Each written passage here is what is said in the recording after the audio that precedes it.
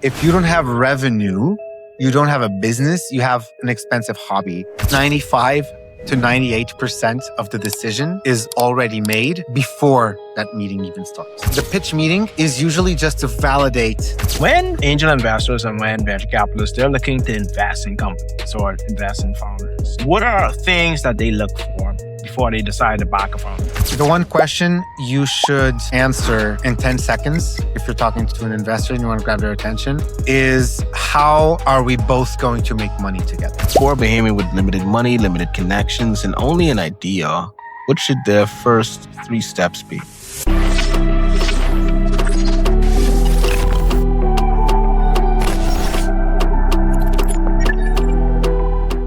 Before we get into the show, let me ask you something. If you're interested in money, technology, AI, and digital opportunities for Bahamians, why are you still watching from the sideline? Follow CryptoNoobz, subscribe to the channel, and join our community of curious-minded people who want to know how the world is changing and how they can benefit from it.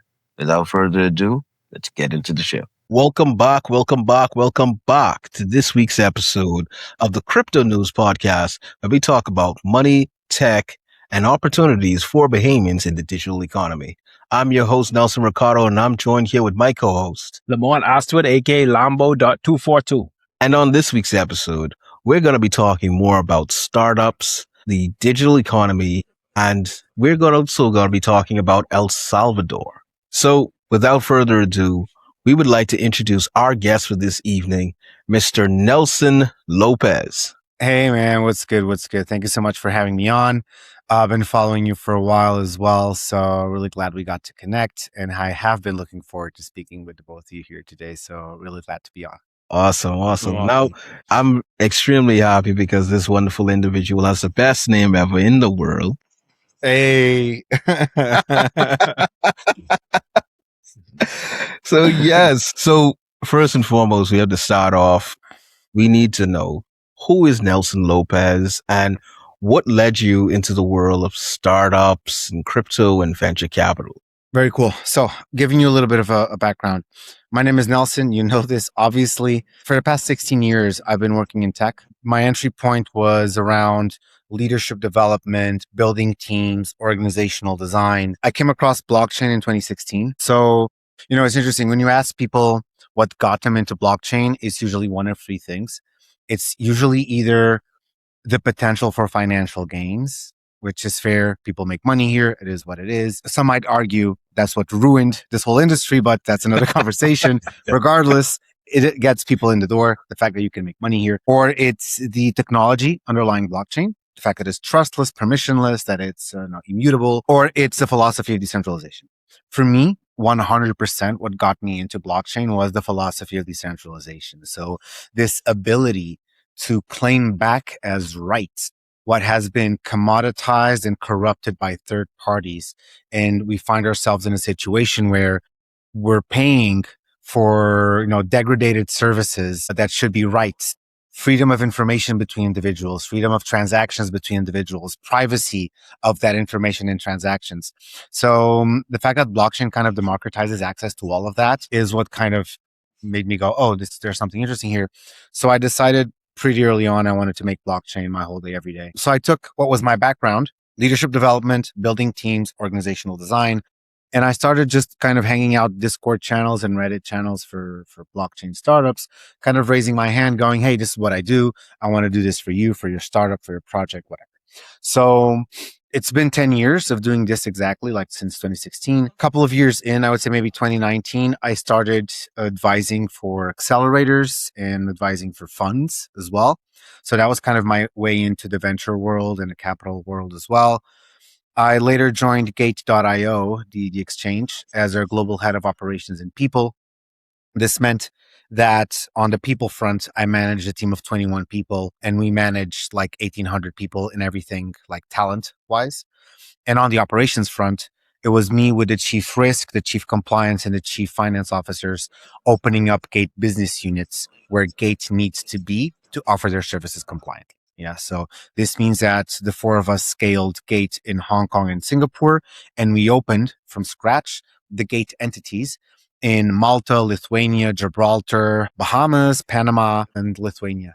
So this gave me a really cool experience as well. And later I did the same job for 1inch, which is like this DeFi ecosystem. And about a year ago, I took over an accelerator. I'm really proud of the job we did there, going from 1 boot camp to 4 boot camps a year, from around, I don't know if it's 4 or 5 startups to close to 50 startups, close to 10x the accelerator's valuation itself. And I exited and I left the accelerator about a month and a half ago. So that was also really, really interesting for me. So this is a little bit of my journey and how kind of startups and capital kind of intertwined. I'm still an advisor for funds. I made a lot of friends who are either angel investors or fund managers themselves, made really good connections with really interesting accelerators or studios, let's say, who also invest and develop startups, have really great friends. And they taught me a lot over at Animoca, at A16Z. And I'm kind of I put in work for sure, don't get me wrong, and all of this, but I'm really kind of blessed with all the doors that have been opened as well. So I'm a builder at the end of the day. So if I can bring you something and say, hey, this didn't exist, I made this for you, that's what makes me proud at the end of the day. So it's natural that I search places to work in where I'm systemically expected to help at scale. So that's where capital came in, that's where accelerators came in. And also that's where, well, Salvador came in, and I guess we can touch on that later as well. So yeah, it's a little bit about my journey. Yeah. Awesome. I like that. Yeah. There's a funny way how you mentioned how everybody gets into the same space for like those 1-3 reasons. And I think the one you mentioned first, the financial gain, is probably the most popular. I'm sure. Yeah, it definitely attracted me to it, that I guess like the tech and all that kind of like drew me in. But as someone who lives in what is considered like the Bitcoin capital of the world, right? El Salvador. What lessons do you think that the Bahamas could probably take from El Salvador to track like investors, entrepreneurs, and just get that attention to create like that digital ecosystem, if you will? Very cool. So this is kind of a 3-pillar narrative here, what I observe in El Salvador. Just to give it a context, the current executive, the current government is a firm believer and defender of sovereignty. And even their approach to sovereignty, we can break it down into 3 main sectors. Financial sovereignty, obviously with Bitcoin. Every day, somebody still pushes that button. The government still buys some more Bitcoin. And it's just a hedge against inflation of the dollar, against hard commitments with the International Monetary Fund, against dependency of the United States Federal Reserve, because it's a sovereign fund that no other external entity can touch or somehow pull the string to get the country to fall in line with policies that serve anybody else other than its own interests. The vector that I see this sovereignty approach take over is AI.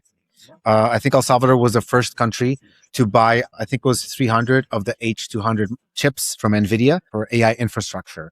So if there are special strategic programs of the government using AI, that information now does not have to go to a cloud hosted in the United States or elsewhere. It stays inside El Salvador as well. So actually El Salvador is in a position to lend compute power to other countries rather than depend on their terms and conditions for compute power for any AI projects. And the third one is a bit more recent, but I think it's public already, is energy infrastructure, where there are conversations now around building a nuclear power plant.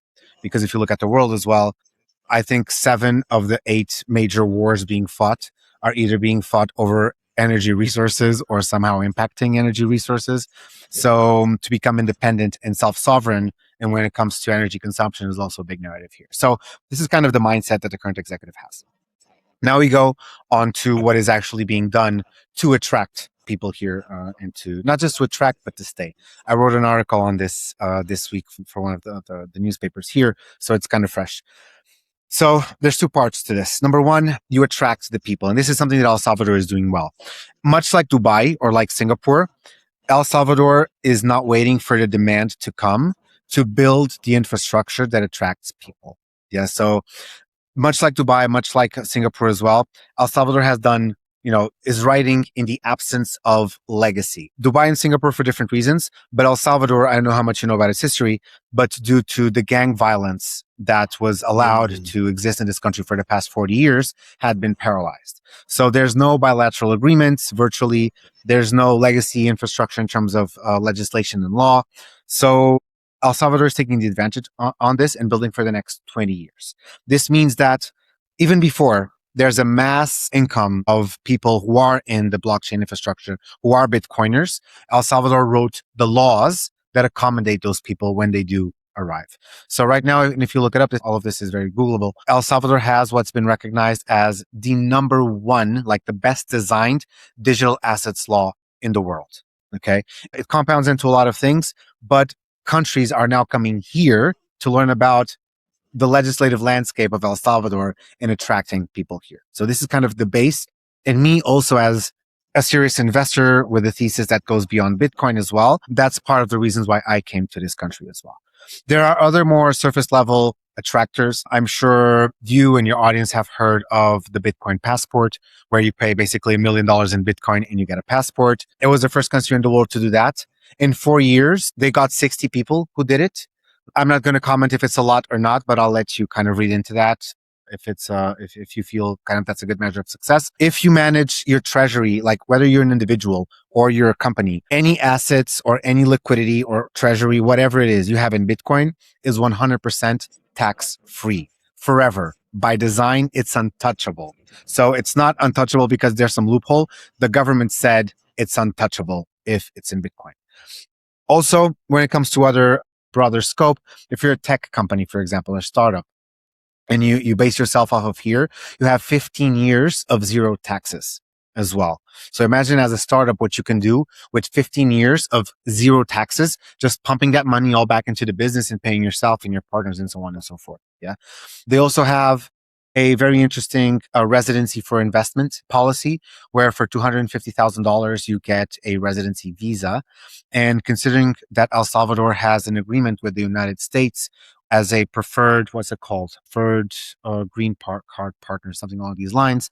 But El Salvador is a clear, legible, credible path to residency in the United States if you have residency here. So a lot of people from regions of the world that are looking for access to the American market, they now have a path as well through El Salvador as well. So the pattern here that I'm describing, not just kind of dumping laws here, is that the country really invested in building a legal infrastructure for the demand that wasn't there. And then the narrative builds itself and the news travels the world and people come for it. So this is something I think other countries could benefit from, is not try to adjust the law or the regulatory landscape to the needs they have today, but for the needs they wish to have in the future and for the kind of customer they wish to have in the future. Yes, because more than attracting people in their capital and just kind of letting their capital kind of sit, the important thing here is to stimulate and encourage people to apply and deploy their capital to build something in the country, which is why gains in Bitcoin, not just what the money you bring here, but any gains you make in Bitcoin are tax-free. That's why as a tech startup, you set yourself up here for 15 years at zero taxes.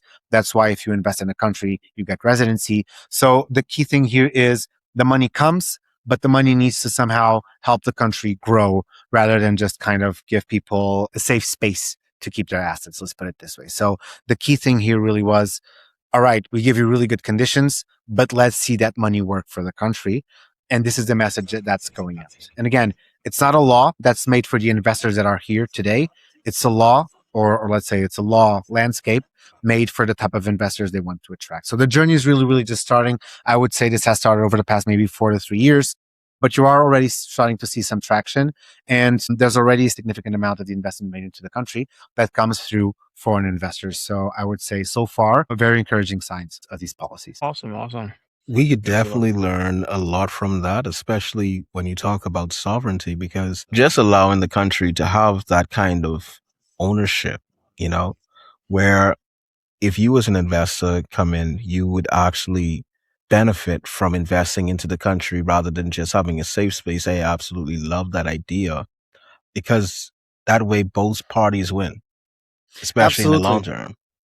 Absolutely. And the message that it sends to investors is that, hey, for the next, I don't know, however, 20 years or the foreseeable future, the conversation is between me and you, the government being one of the parties and the investor being the other party, or the founder or the startup or whomever, which means we have sovereignty economically, energetically, AI, whatever scope you're in. The fact that we have this sovereignty means that we do not depend from the humors of other countries for the set of rules we have to set for you to come over here and play with us. That's the really interesting argument about sovereignty is predictability, which any investor is looking for is I know for the foreseeable future, it'll be a two-way conversation between me and a self-sovereign government that's not depending from third parties. And that's a really interesting argument. Give us a little bit more insight about the common man, the people. Like, how is it that they are benefiting from these policies? Very good. So I would say there's two main pillars here. Number one, a lot of people that have come here and the law and the infrastructure kind of sets it up that way are people who are entrepreneurs who have capital and are willing to deploy that capital. So I would say job creation is number one. And also the mentorship is another. Most people here would agree that the entrepreneurs that have come here with startup ideas or with businesses have contributed significantly also for job creation. Yeah. So not just in terms of employing young people with highly qualified jobs who are coming out in batches every year from university or from technical schools as well, but also because sometimes when you think of investors, in our medium, we tend to think of investors as somebody who invests in the startup. But I mean investors in construction as well, in building roads, in hospitals, in the hotel, restaurants, and services space. All of these also kind of help employ the bases of the, I don't want to say less qualified, but definitely kind of the base of the pyramid in terms of the masses and people who have jobs that build the country for everybody else. Yeah. So in these two pillars, by employing and qualifying people and taking in and providing employment for highly qualified youth, and on the base of the pyramid as well, and providing jobs outside of tech and outside of the tech scope for the base of the pyramid as well, are two areas where I think the impact has been significant in terms of the investors that have come in and benefited the rest of the population.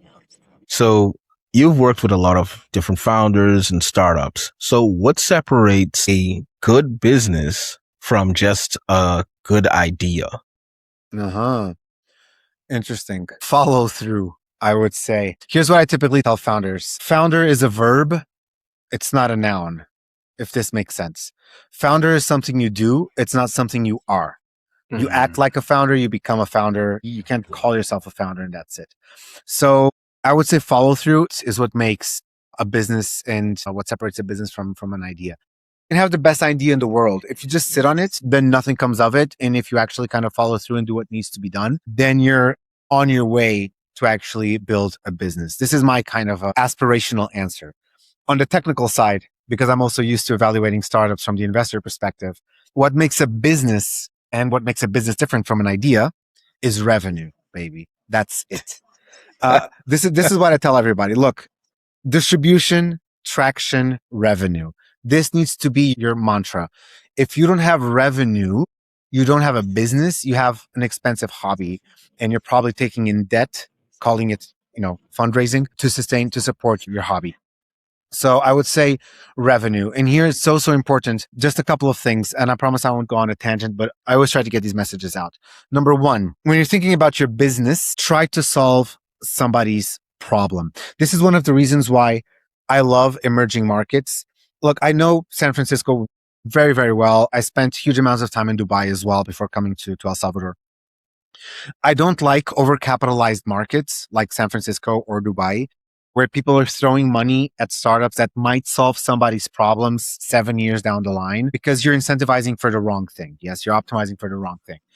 What I find interesting about emerging markets like Southeast Asia, where I've been also for the past 3 years, Latin America right now, is if you find a startup that has survived, let's say, the 2-year hump, for sure, they're doing so over revenue, which tells me that they're solving somebody's problem today. Because you come to El Salvador, there's 2 funds in El Salvador. One worth 11 million, the other one 25 million. They're not huge funds. And they just this year, I think they closed their own kind of raise. So there's not a lot of money being thrown around. And if a startup wants to survive and make it, they have to make revenue so they stay alive and continue to try to crack the problem they're trying to solve. So you find this founder discipline where they're razor sharp focused on solving problems that exist today. Because if they don't have paying customers today, the startup is over and they have to shut doors and go and find, a regular 9 to 5 job like every other average person. So this is one. The second one is, as a founder, really try to fall in love with the problem you're trying to solve, not the solution you came across. And this is a bit more complex than it sounds, because a lot of founders, not everybody is, the gift of inspiration doesn't hit everybody in life. And those who it does hit, it doesn't hit you sometimes twice. So some people have an idea and they cling on to that idea, ignoring whether or not it suits the problem they're trying to solve. And they ignore the market, they ignore the customers, they ignore the advisors, because they realize if they let go of that idea, they've got nothing else and they're not a founder anymore. Where the founders that obsess with solving a problem, they will iterate and iterate and iterate as long as it's needed until they find a solution that fits the problem. And that's when you start making revenue, because people start paying for the pain that you're solving. So these are just two things that I would love for anybody thinking of starting a business to focus on. Is number one, distribution, traction, revenue, baby, all day, every day. And the second one is, if you're going to obsess with something, obsess with the problem you're trying to solve, because that's what's going to keep you focused until somebody pays for the solution you're trying to drive. All right. No, so I like that. I like that. It's like you gave us a doers. Let me ask, like, the key don'ts. What are the biggest mistakes you've seen founders make How long do we have? Raise money. This How long do we have? Personal story with this. Yeah, this personal. I want to hear this. Yeah. Okay, but help me out. Any specific vertical? Like biggest mistakes doing what? Building a product, fundraising, building the team, fundraising. Yeah. Okay. Number one is taking money from any investor. Doesn't matter who, and not properly going through due diligence. I promise you, as you scale, future investors will become more and more demanding on who else is there on the cap table and who do they share equity with in your startup, in your project. And especially when you're like pre-seed or super early stages, I mean, it's fine to get money from like friends and family. Hopefully your mom isn't running a machine gun assembly business in the kitchen.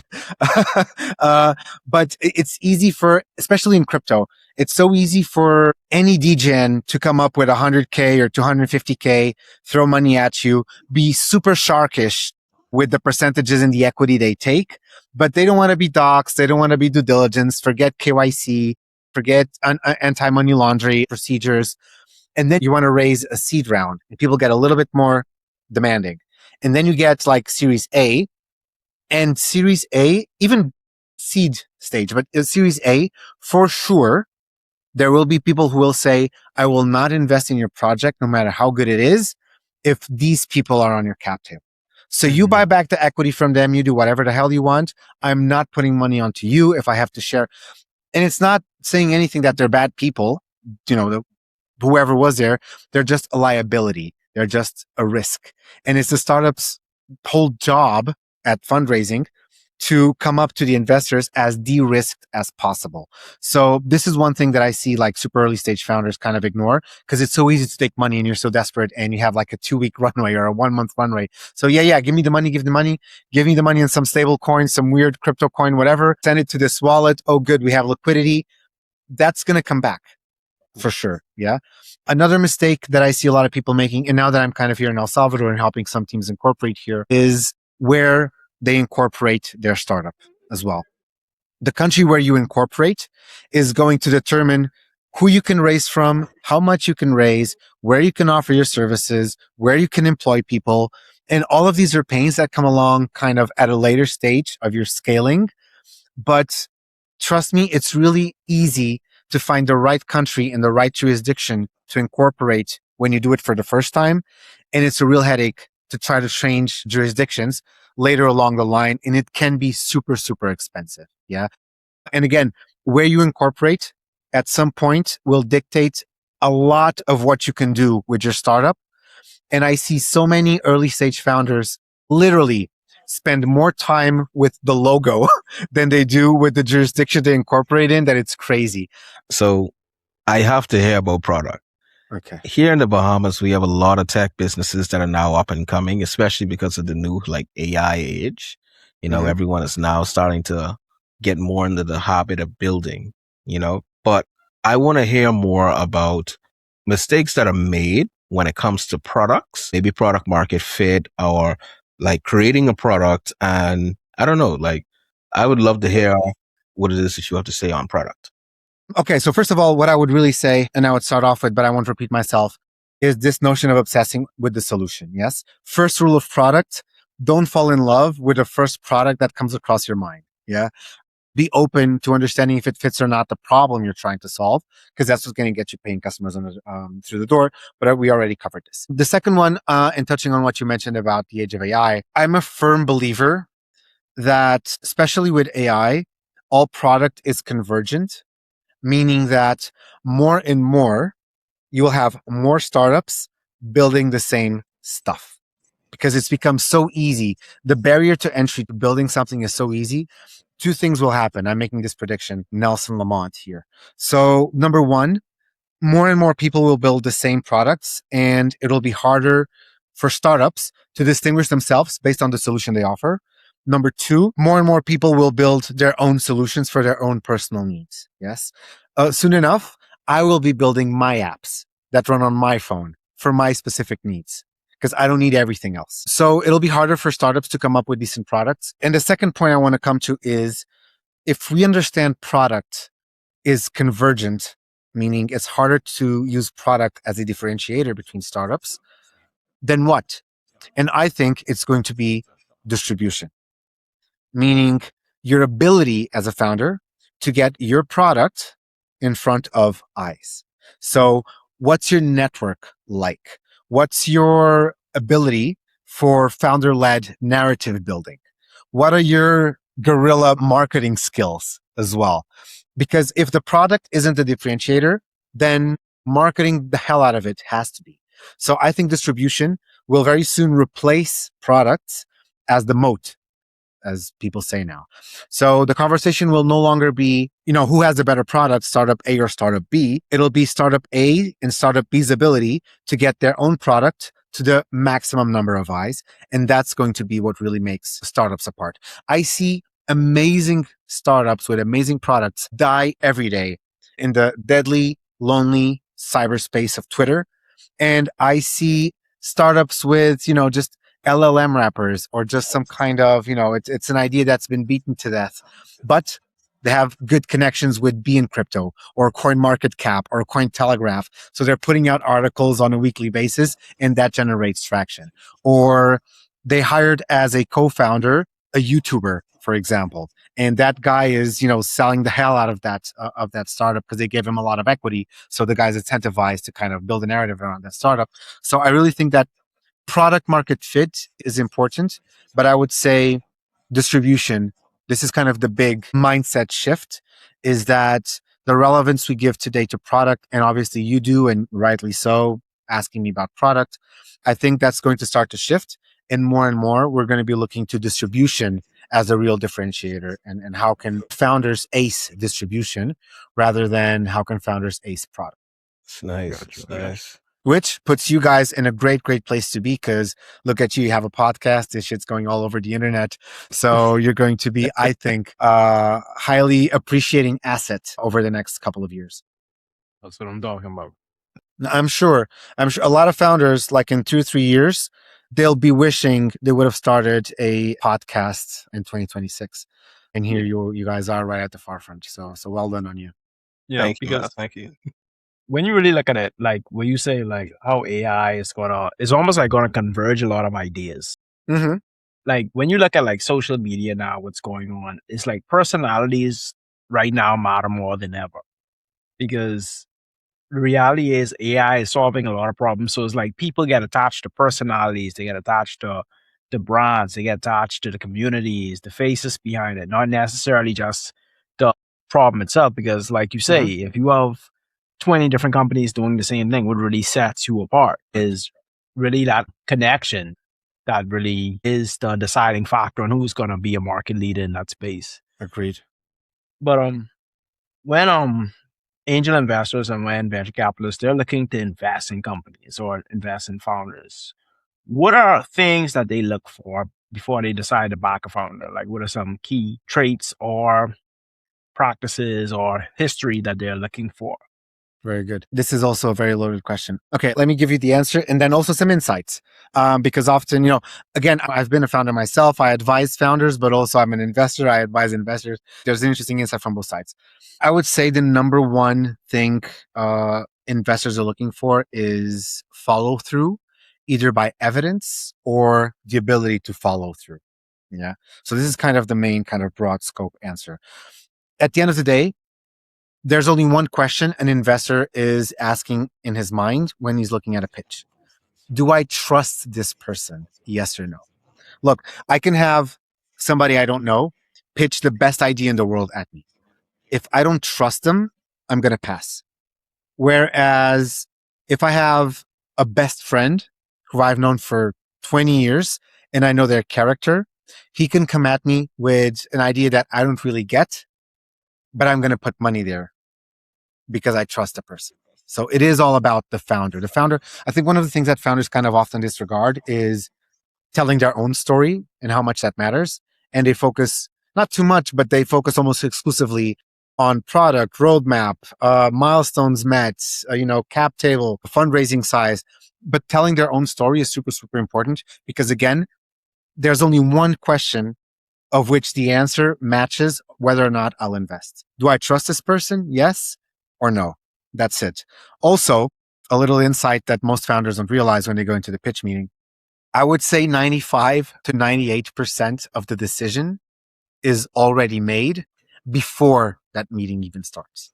The pitch meeting is usually just to validate the gut feeling or the hunch or what I already want to do. It's either to understand, look, I'm not going to invest, but call them in just so I can with peace of mind say no. Or it's, you know what, I'm going to put money here and I know exactly how to help them.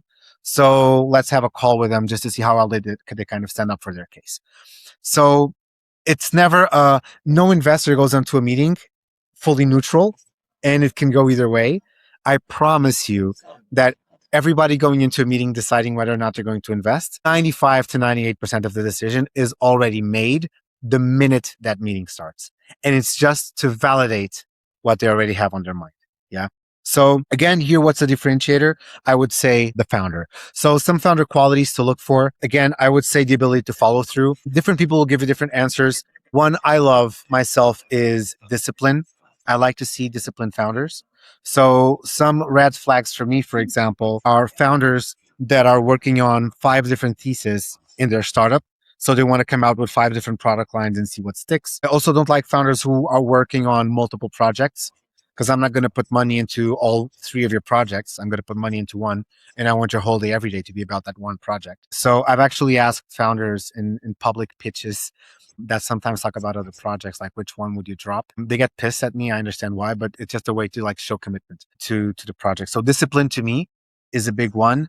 So much so that I already mentioned discipline here today with the discipline of a founder from an emerging market to focus on a solution that solves somebody's problem rather than something that goes on into onto the future. And let me give you a third one. What's another big one? The ability to own up to what they don't know. If you come up to the pitch claiming to know everything and having an answer for every problem we throw at you, that makes me a little bit kind of suspicious. What I would, and I know a lot of my colleagues share this opinion, what we would much rather hear is not that problems won't come at you or that you have a solution for every problem, but that you'll be able to learn at a faster pace than problems will come up.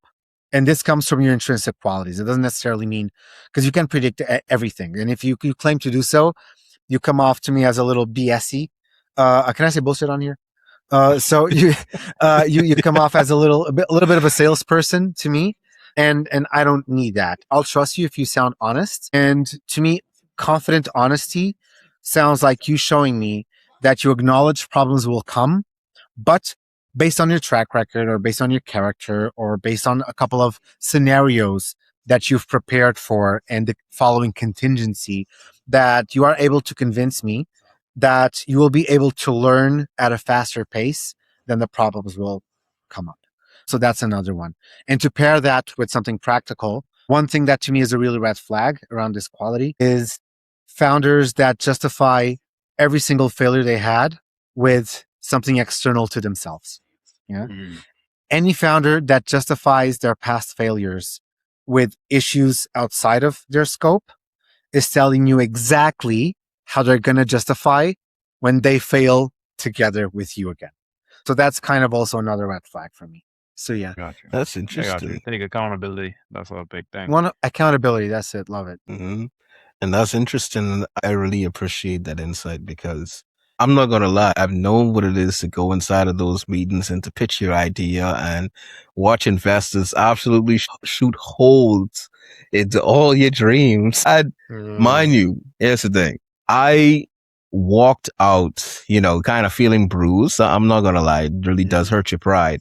But you realize later after you settle down that they really were helping you, because there were things that I simply did not know about what it was that I was doing. And there were like easier ways to do what I was doing.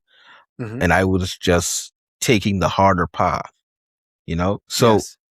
I think, especially like those red flags that you talked about, like accountability and what's not, you have to be able to see your own mistakes. And everybody makes mistakes. It's regular and normal, But definitely we have a lot of founders here in the Bahamas.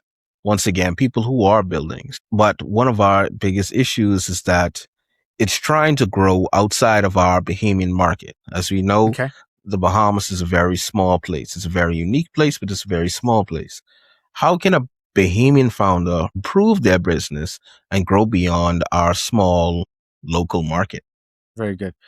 One of the things here is, again, in a globalized world, you probably don't need to reinvent the wheel and try to work so hard to come up with a solution that nobody else came up with. Try to improve on what already exists. You're in a very kind of small ecosystem, same as El Salvador, by the way. There's not a lot of opportunities for connections with founders who have successfully built business and exited businesses as well. So I would say the shortest path with lowest friction is just see what's working elsewhere in the world where people have problems and try to improve on a solution that's already being built. And it's fine. Look, again, when it comes to running a business, when you see your business racking in, I don't know, 3, then 4, then 5, then 6-figure MRR, you're not going to care that you didn't have an original idea. You're going to care that you're solving somebody's problem regardless. That cash is still green. It still makes you a business. And it's the shortest path to success, again, is revenue. So in the absence of, like, you're not in San Francisco. Yeah. You don't have the luxury of going to a cafe and there's 4 founders every day, like yapping about whatever new solution they're thinking about. So there's not a lot of inspiration to drink from. But online, we do live in a globalized world, and it's okay to find startups that are doing well and try to make your own version of that, Now, whether this means you go to, again, Coin Market Cap and see what projects are doing well around blockchain, whether this means lurking Twitter, whether this means, going to seeing what are the main narratives in conferences, for example, around the Caribbean. So look at what's working and try to make your own improved version of that. Because if somebody else is making money off of that in their early stage, chances are you can too. So that, I would say, is, you don't have to reinvent the wheel sitting alone looking at the horizon, especially when the horizon looks so beautiful as it does in the Bahamas. It might get distracting, but look at what's working, what somebody else has built that is already generating money. Chances are, if it's working for them, it can work for you. And there's no shame, Understand what you're doing, open up shop, give it a different name, slap a different logo on it, make it your own and improve on it. Only the conception stage is the same. 2 startups with the same product in different markets, I promise you by 6 months, they're already diverging and going on their own paths because they're learning different lessons because they have different customers. Yeah. So I would say literally, and it's not about copying. Even if it is about copying, I mean, look at China, they do super well. And because they improve on ideas that other people had, whether it's the tech or manufacturing or services. And there's no shame in that game either. So look at what's working already out there. Try to make an improved version of that and, put a chokehold on that and make it your own. That's true. For example, just to piggyback on what you said, I have a mentor who is very successful. And one time I was speaking to him, and he's like, a product he actually launched in the Bahamas. He traveled to like, I think Guyana or something, and he saw this product in the store, and it solved a very similar issue that we was having in the Bahamas, but no one in the Bahamas thought of it yet. And so he basically just came back here. He did like the same thing, just had a different name, and he was able to use that as one of his avenues to success. He was able to make a good revenue off of that. And that's fine. There's a startup here in El Salvador. Basically, they built what Uber does.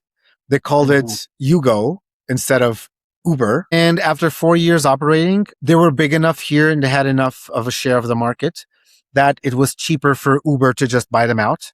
So after 4 years operating, they sold their startup, mind you, for $150 million to Uber.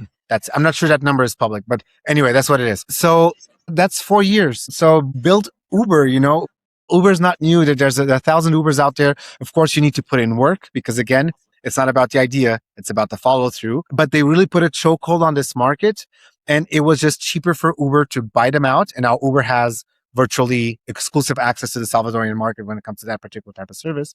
Then it would cost Uber to kind of try to compete with them.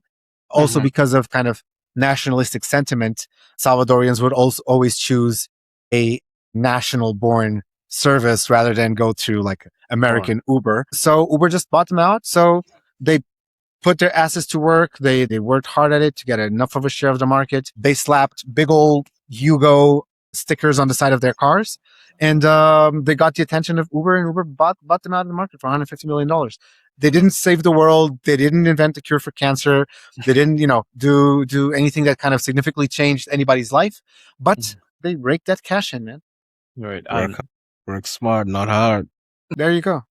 And question: did they keep the name as Hugo? They kept it as Hugo. No. They Uber literally bought it to shut it in the drawer, and it's now it's only Uber that goes around. Yeah. Yeah, I would think. I mean, I can understand like Uber changing because of their brand, but it's like sometimes I could be like, all right, let's keep it as Hugo because that's what people already recognize. But yeah, but not if they have Uber around. Like people will need to travel when they need to travel. You're not going to walk instead of catching an Uber just because it's not called Hugo anymore. So if you have the need, you have that's the true. need. That's true. The demand is there. Uber is now the sole supplier. So they didn't buy it to continue exploiting it. They bought it to shut it in the drawer, throw away the key. Hugo, no more. And it's Uber all the way, baby. All right. So let me ask you this. What advantage do you think founders in the Bahamas have that they're probably not utilizing or they don't realize is an advantage? Because I'm thinking of one on top of my head, and I don't know if you want me to just say it or... I can go first and then we can see if it matches. This also ties with another quality that I look for in founders, which is how well do you understand the pain points of your customers? So I would assume that Bahamian founders deeply understand Bahamian experience of life and Bahamian pain points and Bahamian problems to be solved. And this is an advantage that Bahamian founders have because as far as I know, much like El Salvador, there's not a lot of countries going to the Bahamas trying to figure out what problems Bahamian people have to try to solve their problems for them. So I would say in the absence of big Silicon Valley funds, multi-billion-dollar funds going to the Bahamas to try and figure out what problems you guys have because they want to solve them for you, I would say Bahamian founders are deeply acquainted with the problems in the Bahamas that could be solved with technological or whatever otherwise solutions. So this is what one of the advantages I would say like Bahamian founders have is deep insight into the problems you guys have that need solving that nobody else has, or as far as I know, is going all the way over there to try and fix them. Yeah. That definitely leads into what I was thinking. Because I was thinking like what Bahamians usually think is because of our small size is a disadvantage. Sometimes being small is an advantage because news spreads much quicker. Like, for example, if you have a video that gets 100,000 views in the United States, that's not leaving that city, right? Whereas in the Bahamas, we have a population of 400,000 people. So that's almost like a quarter of the country seeing you. Then you have people sharing it through WhatsApp. So it's like everyone saw that essentially, right? That's more than some TV shows. If you have 25% of the country watching your reels, that's probably more audience share than some TV shows, I'm sure. That's facts. And where you just said, like, you'll understand different pain points. Like, I don't know if I want to talk about this, but we just had like an island-wide blackout in our country. And this is something like, because we have such a small country, everyone sees this pain point right now. Everyone sees this problem. So it's like, if you're in the Bahamas, you've witnessed and you felt the same problem that everyone online is talking about. This isn't like in the US where that affected a small city in Nebraska, but you live in Florida. People in Florida aren't talking about that. So if you feeling something that 80% of the island is feeling, of course, yeah, that's going to probably click in your mind. Like, all right, I have this problem. Everyone I know have the same problem. Let's try to solve it. And if you can solve that problem effectively, and you can get people to talk about the solution to it, that you have the solution, is going to basically be a huge benefit to you. Absolutely right. I didn't know about the blackout. That makes so much sense. Probably there's not, anything that's B2G, business to government, is a longer route to try and solve. So I don't know how easy or accessible like government authorities are in terms of building together with like public and private partnerships with potential startups that can try and tackle the energy problem. But there's definitely something that probably some tech startup can do around how to manage the issue when it comes up through communication, maybe through some social feature. But I wouldn't, it would be interesting to think about that actually. But that's a great example. Like a small problem, quote unquote, anywhere else in the world affects a huge share of the country. So it's much easier to establish demand for a solution that you try to provide. So that makes a little sense. So that leads me to this, right? So for Bahamian with, say, limited money, right? Because we have a lot of tech startups, but they are more than likely using their own money at whatever they get from their 9 to 5. But for a Bahamian with limited money, limited connections, and only an idea, what should their first 3 steps be? Again, first, have the discipline to identify a problem that needs solving. Find a problem, find a pain point that people have that for a fact what you bring solves that problem. People will pay if you solve real problems. So that's number one. And if you can establish that people will pay to solve that problem, that's great. And you don't need to have money to build a product or to pay a dev to show demand. Amongst friends and family, perhaps not, because that's a little bit too close circle, but through online forums. I've seen founders raise by sharing online forums with people from their country for pre-signups for their product, where literally they describe the solution that they want to work on. They spread it around social media. They had like 100,000 or 200,000 pre-signups where people, as far as wanting to put their email down saying, hey, notify me when this product is live. They took that sheet to investors and they raised their first 50K to pay like a dev or whatever. And from then on, they started kind of rolling in customers first on a like freemium basis. So now you've established people will actually use the product. And then after the first like 100, 200, I don't know, customers, you start charging them. So now you establish people will pay for the problem for it to be solved. So you don't need money to establish product market fit. Number one, again, I promise you, a list of people that sign up saying, if this product exists, I will use it, is enough to show product market fit. So the point of, I need money to pay a dev, not necessarily so, if the idea fits the problem well enough. So that's number one. Number two, I would say look for angel investors, because angel investors tend to be a lot more relaxed in the terms they require in order to put money to your project. But they know that they're probably the only people that'll listen to your pitch at a certain stage. So they tend to be really hawkish in terms of equity. Yeah. So what I always advise founders to do is to at least include one of two things. Either a buyback option for the equity that they give away for money, or maybe instead of equity, have like a loan that you agree to a certain amount of time to pay back. And if you fail to pay back in that amount of time, then it converts into equity.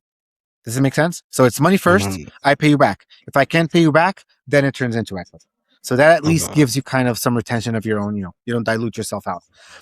Or minimum somewhere in the contract that you get first rights. So meaning, I forget the exact name of it, but the clause where the investor cannot sell the shares to anybody else without your approval or without giving you a chance to say first, no, I buy it off of you, and only if I say I don't want to buy it off of you, then you can sell to somebody else. Yeah. So these are usually terms that are wise to put in a contract with an angel investor. But again, I would say angel investors' bar to invest is a lot lower than venture studios or venture funds, or even like, private equity funds or family offices, whatever the format is, especially if they're, and you can find these people on Twitter as well, but on LinkedIn, for example, especially these are little tricks that people kind of find out through experience. Look for investors that don't necessarily present themselves as investors, but they're like C-level executives for really big companies, like C-level executives for billion-dollar companies. Usually they like to invest a little bit on the side because they get huge bonus checks as well. So come Christmas or come February, typically when companies, especially in the US, close all of the accounts for the past year and they do some profit distribution, if you look up C-level executives for like billion-dollar companies, more likely than not, they get like six-figure bonus checks and they're looking to deploy that money. So creating a good relationship with them is always good to kind of like let them know what you're building. And they're probably, because they don't consider themselves investors, they don't deploy the usual investor due diligence. If they like your idea, if they like you, if they, the risk is low, they'll probably put some money to your project. So this is another kind of little tip that I would recommend. And thirdly, probably the fact that after you found product market fit and you've proved it and you found an investor to put some money towards your project, keep the team lean. The more you can do on your own and the more you can build on your own, the cheaper it will be to keep the operations going as you scale, especially in the age of AI. This is something that I see a lot of founders not yet catching up with, but I want to share with you. A lot of founders are failing to raise today because they're still asking for checks for a pre-AI era. They're still asking for checks to cover expenses with like 4 or 5 software stack that they think they need as they scale, and that's subscription money that needs to be paid for. They're still asking for checks for scaling the team to 2, 3, 4, 5, 10, 12 people in the next 18 months because they're not assuming that AI can, like a couple of AI agents for $20 a month can do it all for you as well. And the founders that I see being more successful raising, they have decreased sometimes by 10x their check size ask. And they're not asking for 150K. They're asking sometimes for 25K, for 30K. And it doesn't sound as impressive to say, hey, I'm on, seed stage and I'm raising 50K. It doesn't sound as impressive to go to the market to say, we raised 500K. This means a lot more money means more trust. Yes, but you can spend 8 months or 10 months trying to raise 500K, or you can spend 3 weeks trying to raise 50K, which then gives you 18 months of runway between you, maybe a co-founder just for some sanity checking, and maybe 3 or 5 AI agents that will roll for you. So not a lot of money is a concern you need to raise. Another tip I give you is do the math for how much you need to raise, adjust it to the post-AI era.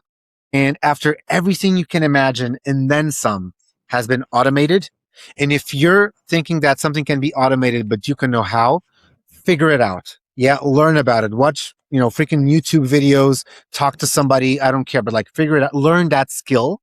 And when everything's been automated, to the maximum it can be, then you recalculate how much money you really need and you go with that figure to the market.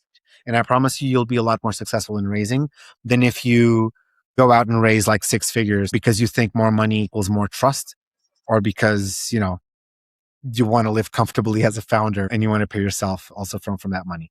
So yeah, these are like probably 3 steps I would seriously encourage any founder today in the Bahamas or elsewhere to consider if being undercapitalized themselves and existing in a undercapitalized market is a condition they're in. That is like amazing advice, especially with the AI agent part, because I definitely could see a lot of businesses now trying to adopt AI so that they could automate a lot of functions that are just well, at this stage, kind of unnecessary for them to do. And 100%. it really speaks to your resourcefulness as well as a founder. Absolutely right. If you have, a team of 6 people and 6 months runway or 2 months runway, if you can probably do it between yourself, a co-founder, and a few agents, congratulations, you have 3 years of runway all of a sudden. And it's okay. Like a big team is no longer an indicator of your startup is doing well. It really isn't. Yeah. It really isn't, especially from the investor perspective. It sounds like a huge overhead. So yeah, we tend to all be like humanitarians, and we try to want to bring more people into this big dream and vision of ours because we long for human connection. But at the end of the day, and this might sound cold, but we don't owe loyalty to anybody else at a greater level than we owe loyalty to our vision. So if to extend and to make our vision come true, we need to do it solo dolo or out of loyalty to the people whose problem we're trying to solve. We need to cut teams, or we need to not scale team-wise as much as we wanted, then that's the way to go. Got you. So imagine you're a founder and you're going in front of, you're approaching an accelerator, or angel investor, or capital firm. If you could just say in a compact way, like just meat and potatoes, what do you need as a founder? What questions should I have ready? Like, I guess I don't want to do it like elevator pitch style, but like just not to waste their time and just to make sure like they know that you're serious. What should you bring? The one question you should answer in 10 seconds, like if you're talking to an investor and you want to grab their attention, is how are we both going to make money together? That's it. We talk about the market we're serving, the solution we developed, the problem we're trying to tackle, the roadmap, the milestones, the metrics. All of that is aimed at just answering one. That's the foreplay. That's the prelude to this one question of how we're making money together. So this is what I would focus on answering. And obviously, every startup will have a different answer to that question. But if I have to shake hands with somebody, and while I don't let go of their hand, get one thought through their head is, hi, my name is Nelson. This is how we're going to make money together. And then you go into your 10-second pitch. But this is the answer. This needs to be clear for the investor, for the other side. And by the time you let go of their hand, they need to understand that this is how you see the both of you making money together. And also just a small little bit of advice or a recommendation. If you're a founder, make sure that all of your team, all of your friends, all of your family know how to say the exact words that answer this question so they can tell your story to everybody they meet. So do an exercise with your team or at home, at dinner or whatever. Give them 20 words or less of how your startup will make money. Ask them to say it back to you. And if it's clear to you that they understand it, you task them to tell that story to everybody they think might have an interest in hearing it. So this is something that I would encourage founders to do. And again, to make it short, the one question a founder should strive to answer in the head of an investor in the first 10 seconds is, how are we making money together? Awesome. So Nelson, my namesake. Hey, yes, sir. You've given us a whole lot of great information. And I'm sure that anyone with a startup or just a business that they're trying to launch or just keep on running has gotten value from this podcast. But my final question for tonight is going to be this. From what you've seen across emerging markets, what must founders from small countries do differently if they want the world to take them seriously? That's an amazing question. I would say probably overcome the small country syndrome. Let's put it this way. Aim big, dream big. Don't be afraid to be the next Uber, don't be afraid to be the next Amazon. Show that your ambition and its size is not contained by the size of the country you randomly were born in. Yeah. So people expect founders from small countries to almost kind of apologize as they walk through the door like they don't belong, or apologize for throwing out big pitches whilst not being from overcapitalized markets. I would say you make a difference by showing that your ambition and your vision is in no way made smaller by the fact that you just by chance happen to come from a small country. So this would be my ultimate advice to them is exactly this: to acknowledge that they have something outstanding to give to the world, and not let the size of their country diminish the size of their promise. Size of their promise as in potential, not size of their promises, because nobody likes a bullshitter. But this is what I would say. No, really, I mean, look, I admire founders so much. I equate being a founder like the ability to bring an idea to the physical world we inhabit is almost godlike, much like Prometheus fire, to bring an idea from the world of abstraction where the gods are and bringing to the mortal world that we inhabit. And today there's a physical object I can touch that one day existed as an idea. I think this is almost semi-godlike to be able to do this. And this is something that every founder should acknowledge about themselves and occupy a room as such, regardless of the country you're coming from, So this is kind of really the aspirational idea I would leave with founders from small countries is don't act the size of your country. Don't act the size of your country. That's a full quote right there. I you love go. that. I like There you that. go. We got to quote that. There you go. Put on a t-shirt. We are at the end of tonight's podcast. First and foremost, Nelson, I just want to say thank you for joining us on the CryptoNoobz podcast and just sharing about being a founder and what it is that, different investors would actually be looking for. Where can people find you if they want to get in contact with you? I'm on Twitter, LCCE01, short and sweet. I'm on LinkedIn, Nelson Lopez, under my own name.